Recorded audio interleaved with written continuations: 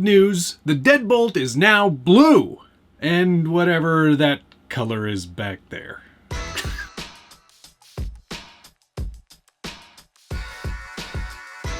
Welcome back to the Skilled Builders Guild. Thanks again for watching. Today we're taking a first look. Well, actually it's not the first look. I've taken a look at the Axial Adventure Deadbolt a number of times in the past. Sometimes going fast.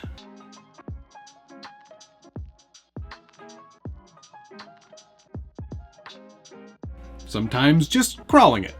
There have been a lot of iterations of the Deadbolt over the years, and this is Axial Adventure's latest effort.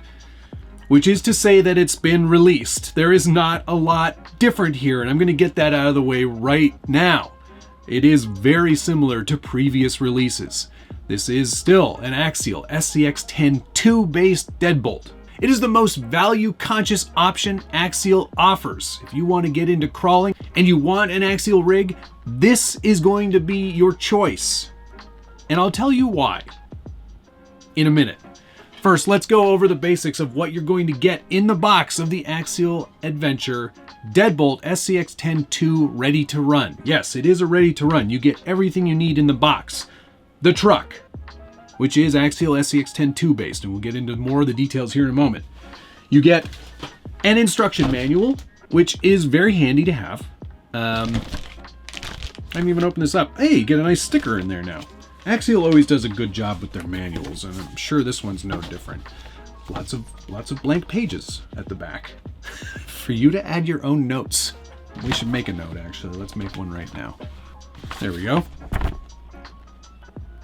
This is a great manual if you are a beginner. It goes over all the basics of maintenance and operation of the Deadbolt in pretty fantastic detail and in a number of languages. Along with that manual, you also get a nice bag of spare parts, including a different skid here. I originally thought this was for the SCX10III transmission, but it's not. It's just a different skid pattern, I believe, for the kit-style SCX10II transmission, which I have not seen in a while. I know I have one around here somewhere.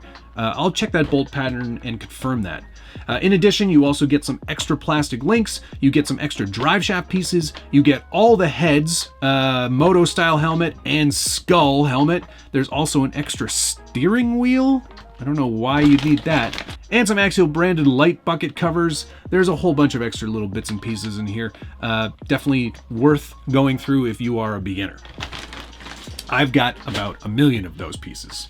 And you also get the SLT2 remote, and I have to say, I don't recognize this one. This one looks new to me, or different anyway. It's a very basic radio. This is certainly more analog than a lot of their previous radios, but it is still 2.4 gigahertz. I think it's just sort of their most basic version. You can adjust your throttle from 50 to 100%. You can also reverse the steering. And that's about it. Nice foam wheel though. It's not a plastic crummy wheel, it's foam, so that's a bonus. In addition to the radio, you also get the batteries for said radio, so all you'll need to complete this is a LiPo battery of your choice. It will run on a nickel metal hydride pack if that's the decade you live in. It'll also run on 2 to 3S LiPo batteries. And here's the truck itself. It is Axial's most basic RTR, and it is their most basic SCX10 available currently in their lineup. But that said, it is not the worst truck in the world. It's actually quite capable and quite good right out of the box. I've always been impressed with the Deadbolt and its ability. I also think it's actually one of their better looking trucks too. It is a unique design, meant to sort of look like a clapped out International of some description. I love the plastic cage and the plastic light bar. Having all of these plastic bits certainly add to the cost, but I think really make this truck look quite fantastic. From most angles, this is a good looking truck.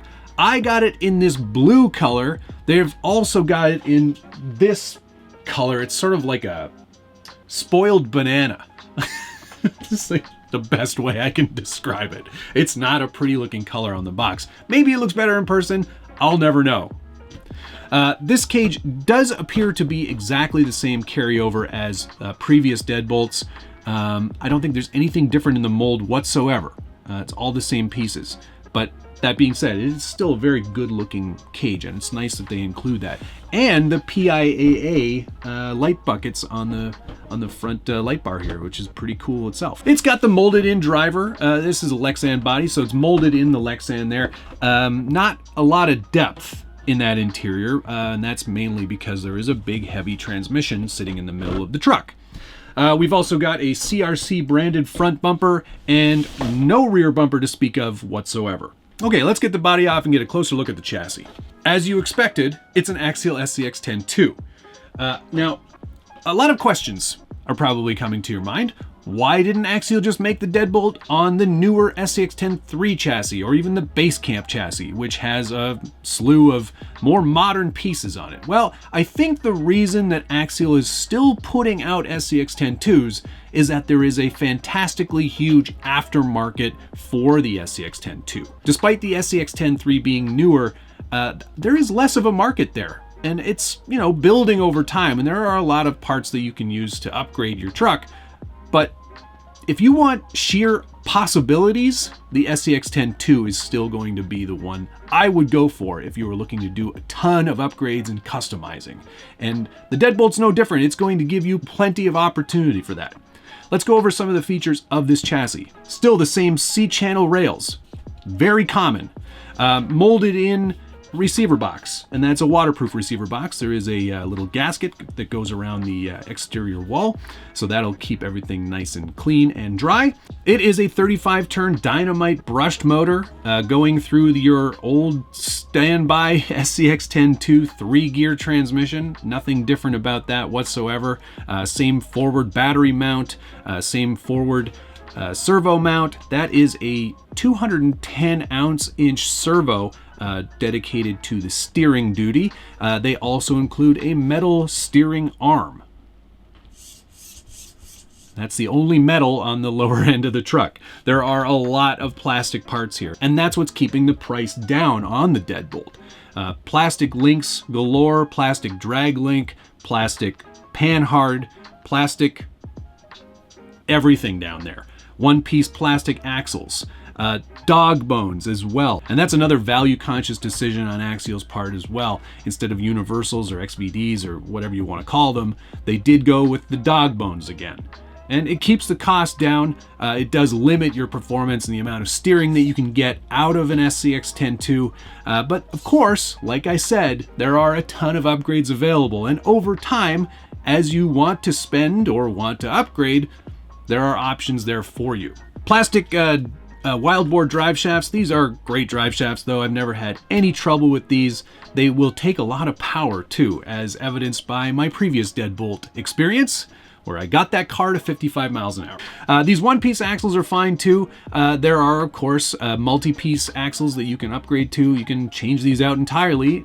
Vanquish has all kinds of upgrade parts that will fit on an Axial SCX10II.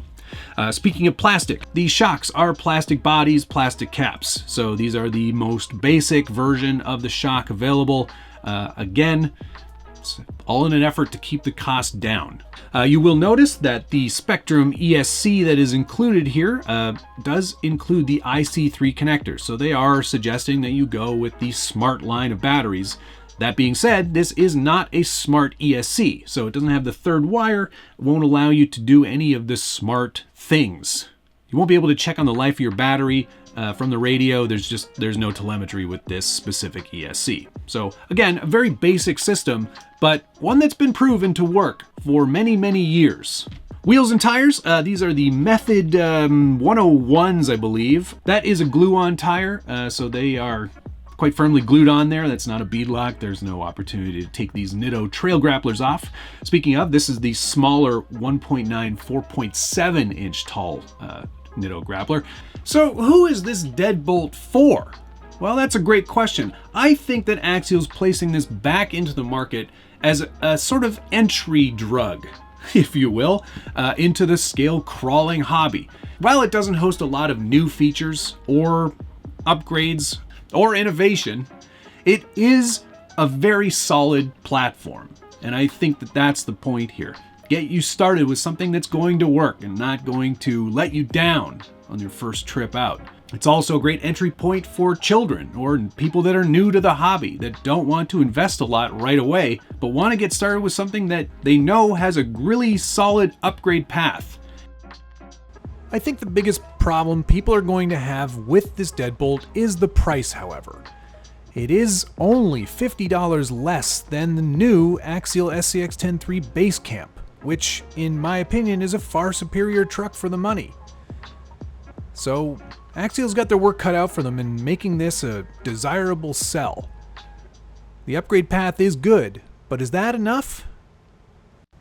If I'm honest, I would have really liked to have seen no dog bones and no plastic links on this truck. However, I've done a ton of projects with this platform. Do you think it's worthy of another project going forward? Put a comment down below. You know I love reading through your feedback, and I try to answer as many of them as I can. And if you're enjoying this video and you like to see deep dives on new vehicles, hit the like button, subscribe if you haven't already, and ring that notification bell so you get updates anytime there's a new video from the Scale Builders Guild. There are a ton of options out there, but I tend to gravitate towards those that are going to give me an opportunity to change things and make it mine over time. The Deadbolt is an excellent platform just for that, and it can do a lot of things outside of just crawl. It can go 55 miles an hour. It can go 60. I don't recommend it though.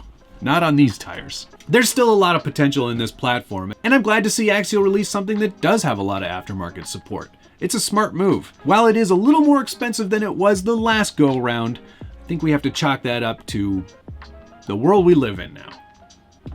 Still pretty excellent value though, with a great ton of potential. And with that, I think that's a great place to end.